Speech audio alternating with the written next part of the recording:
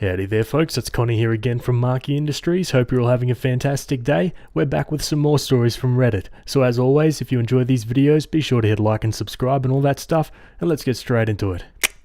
Alrighty, we're starting off True Off My Chest. This one was written by user Aggressive Region 96 and it's titled, I don't like my new baby at all. I, 30 female, recently had a baby. This is my second child and my first child with my husband, 31. I thought I'd love this baby with all my heart, considering my husband and I have an insanely wonderful relationship. He has also taken in my first child like his own, and we have a perfect family. But truthfully, I can't stand this baby. My firstborn is perfect in my eyes. Clever, beautiful, well-behaved. I love spending time with her. She is my soulmate of babies. Even as a newborn, I absolutely adored her. This baby, another girl, just ain't it. Even the pregnancy was terrible. The childbirth was terrible. Everything about her is just awful. She cries non-stop. She's not as cute as my firstborn. She spends all of her awake time being ticked off. She's 8 weeks old, and I spend my days just waiting for my husband to get home so I can give her to him.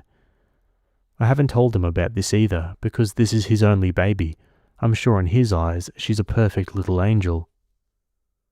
Of course, I'll never act on anything. Anytime she cries, I respond. I love on her, talk to her, treat her just as I would my firstborn. Even when nobody is around, I love on this baby the way a baby needs to be loved. Smiles, kind voices, cuddles, kisses, everything. I'm just so over this kid. Maybe if I could spend 5 minutes of time with her without her screaming in my face, maybe I could bond. Even when she's not crying, she just ignores me. I hate everything about this, and really don't care for this baby. And I'll take this secret to the grave with me, but I really wish my heart had room for this kid. Edit.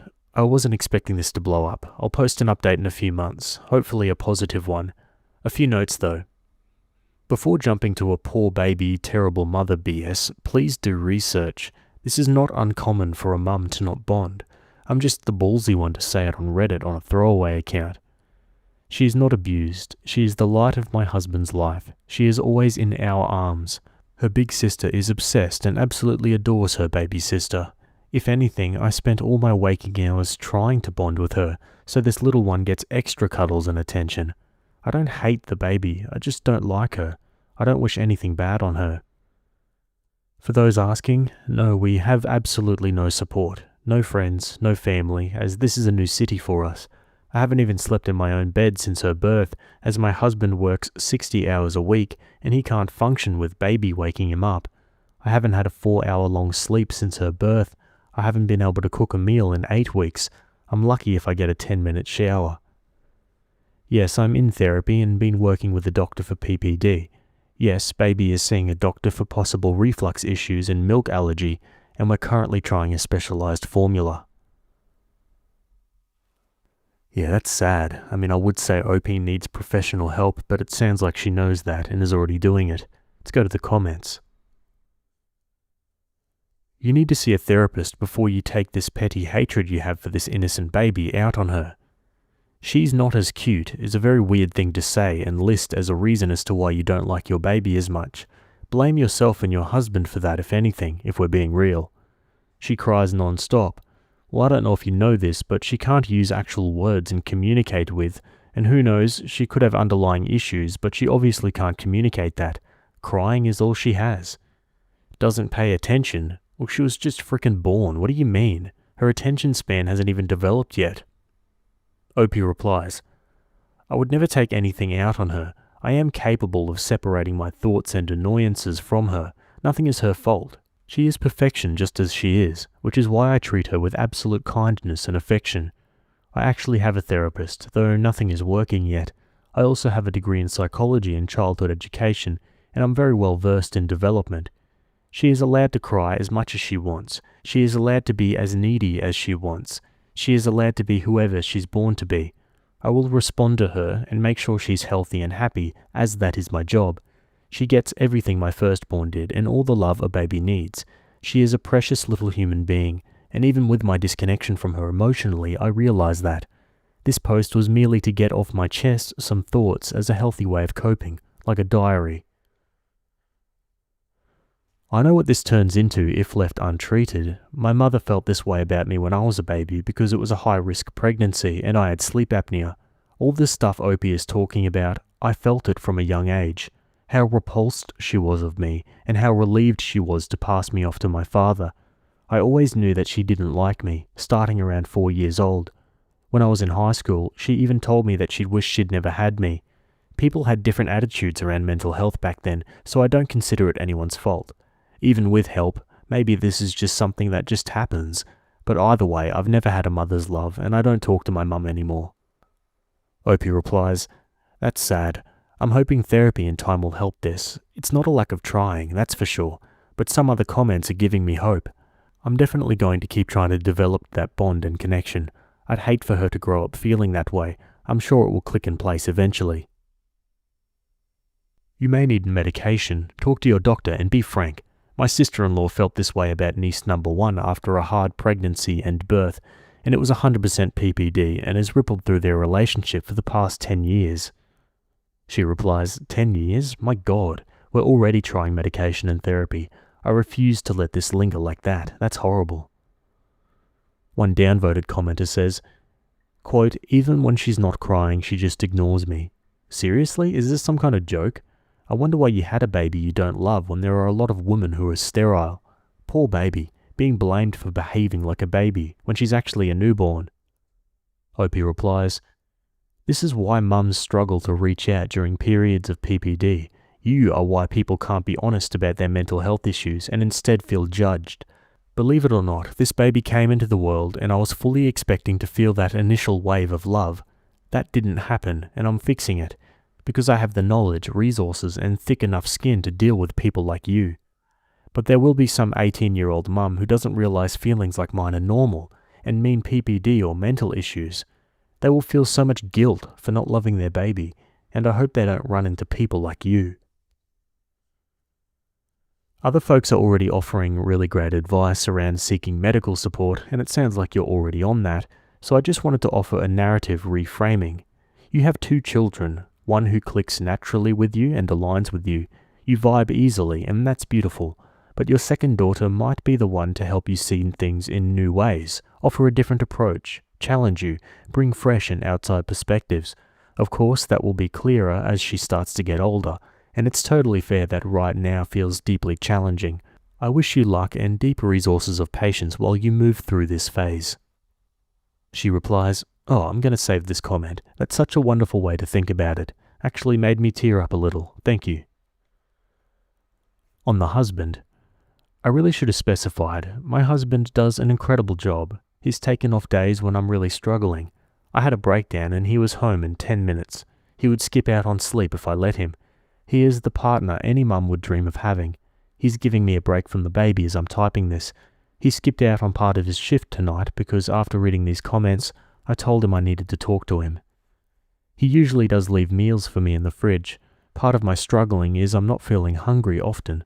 Part of my struggling is I don't vocalize when I need him more out of guilt. Part of my struggling is I push him away when I'm feeling down.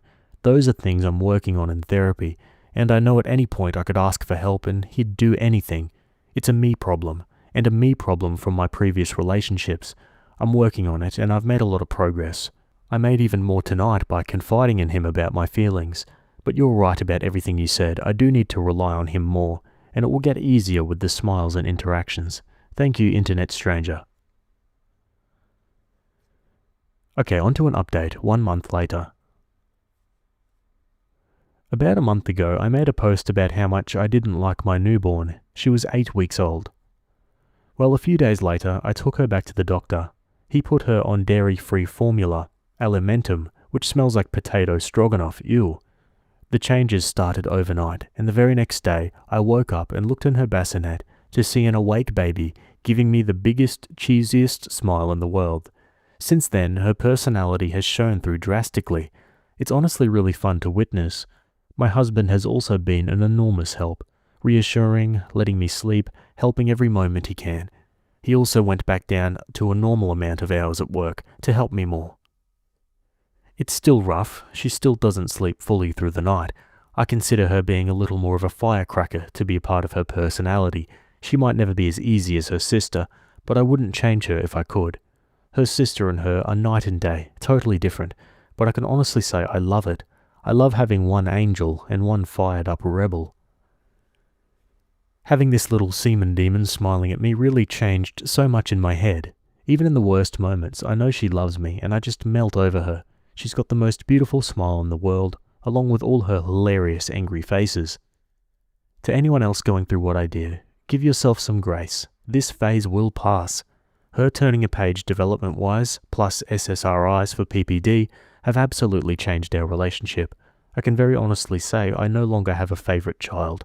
They're both incredible.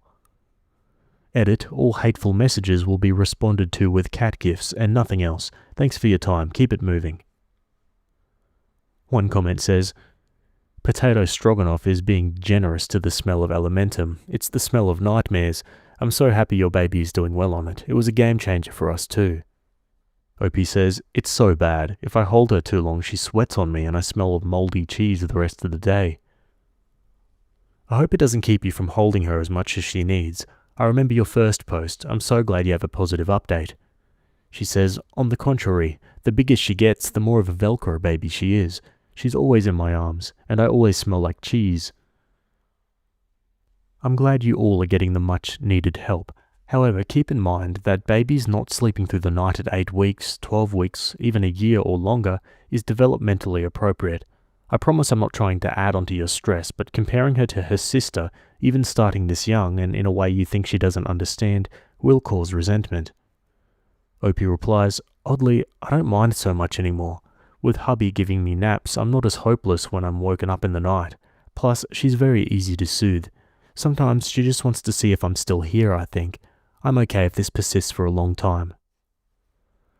Girl, you got this. The comments on your other post had me reeling. I typed so many replies and deleted them, except one.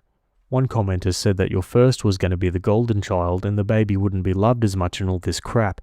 So I asked, since she could see the future, if I could have the winning lottery numbers. I'm pretty sure I won't get them though. OP replies back, there was a lot of replies I typed out too, but end of the day, it's not even worth it. Internet strangers love to judge.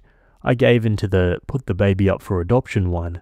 There's so many things unsaid from parents because of the pressure to be perfect. Truth is, I've raised my firstborn off of coffee, Lunchables, and Google, and she's awesome.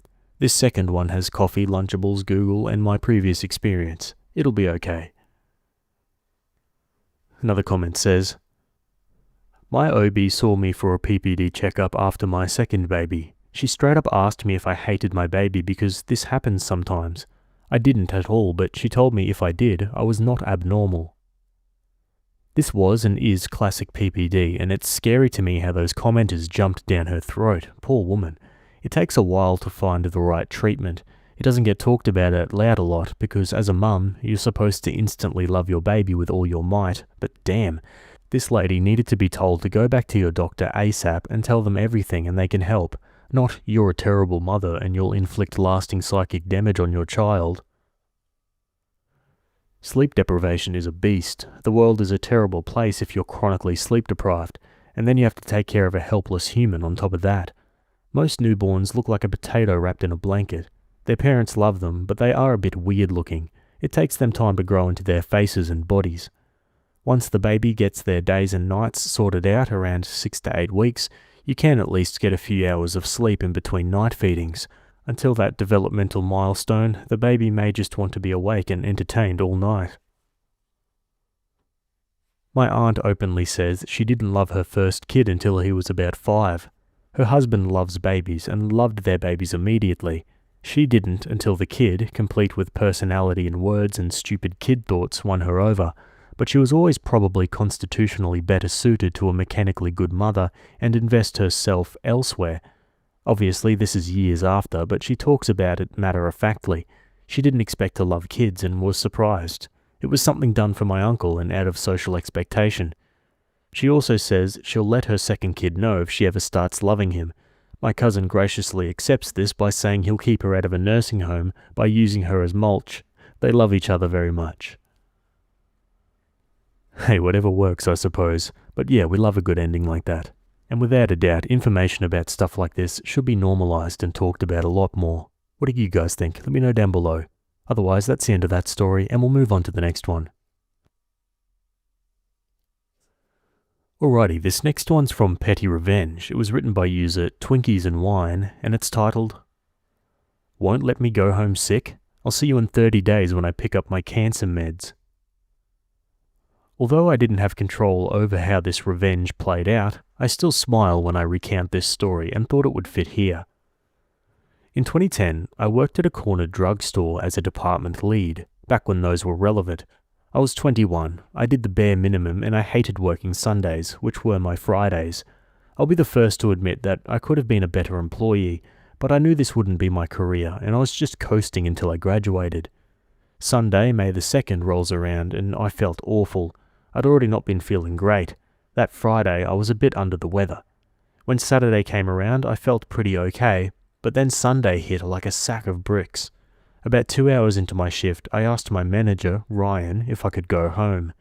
The guys in management despised me, so I was not surprised when this particular manager snarkily responded with, "You need to get someone to come in and finish your shift." Edit to add, this wasn't policy. He was just being an arse about it because he didn't like me. Fine, no problem. I called one of my co-workers and she came in for me. My boyfriend at the time was working at a hotel down the street. We shared a car, so I went to his hotel to sleep until he got off work. I slept in the lobby for 9 hours straight. We made it home and I started coughing up blood. My boyfriend forced me to the ER that night. I was diagnosed with strep and admitted to the hospital. That Monday, the 3rd, one of the nurses informed me that I'd be in the hospital for at least a week, so I called my store to let them know. The manager I spoke with, Brad, hated me more than anyone else at that store. I told them the news. Brad said, "You'll be out for a week with strep?" I said, "Yeah, do you want to talk to the nurse? She's right here." He says, "No, we'll see you when you get back." He was clearly irritated by the news, but there was nothing I could do. What I hadn't told him, as I didn't know at that time, is I was admitted because the hospital suspected I had something much worse. I was visited by a doctor on Monday who explained he'd like to perform a bone marrow biopsy. I had no idea what that was or why he'd want to do one, except that my blood counts looked weird. I had the procedure done and continued recovering from strep. Tuesday, May 4 comes and the doctor from the day before pays me another visit. "OP, we got the results of your BMB back. You have an aggressive form of leukemia that requires immediate treatment. We'll be sending you to a hospital in the big city to start chemo tonight." My world was turned upside down. I called my best friends, all of whom I worked with, and invited them to the hospital to share the news. One of my friends had a shift that afternoon and broke the news to the store. OP has cancer. I spent 28 arduous days in the hospital fighting for my life. My mum had visited my store a few times during my hospital stay and talked with my store manager, letting her know what was going on. My store manager was very understanding and supportive. The other managers never said a word to me, my mum, or my friends about the situation. When I finally got out of the hospital, I went to my old store to pick up my maintenance cancer meds. As I made my way back towards the pharmacy, bruised, bald, and with a bright purple PICC line sticking out of my arm, I turned down aisle 10, and who do I see? Ryan, stocking vitamins. "Hi Ryan," I gleefully shouted. The look on his face was priceless. "Oh my god, OP, are you okay? How are you feeling?" "I'm great now, thank you. It's a good thing I left early that Sunday and ended up in the hospital so they found the cancer." The whole situation was absolutely delicious. Despite everything I went through, the feeling of complete vindication when they had to face my cancer-ridden self was incredible. I never ended up going back to work there. I had to file disability because the next 5 months of my life were week-long hospital stays, followed by constant transfusions, checkups, and even a case of sepsis that almost killed me. But I still remember Ryan's face, and it brings a smile to mine. And some final comments. Great story, and I sincerely hope you're in fine health now. Thank you. May 4 will be 15 years since my DX, and there's no sign of it coming back. Delicious Revenge, glad to hear you're doing okay now. Opie says thank you. I really hope that cancer is a distant memory for you. I hate that crap. A family member in my household has cancer, and another has another year left to live thanks to leukemia. I hope you're doing awesome now. Leukemia is awful. I'm sorry your family is affected by it. Terrific story, and I'm glad you got your revenge. I had AML myself a number of years ago, and I know what a struggle it can be. That revenge sure was a bright spot for you. Hope you stay healthy. And OP replies, likewise. Sounds weird, but I always like meeting other AML survivors. It's a silly thing to get excited about, but few know what AML is, so I get kinda stoked. Congrats on your survival, and many long, happy years ahead. Okie dokie folks, I'm going to leave that one there. As always, I'd love to hear your thoughts down in the comments below. Either way, that's it from me today. Hope you guys enjoyed those stories. Thanks for making it to the end, and I'll see you all in the next video. Have a good day. Cheers.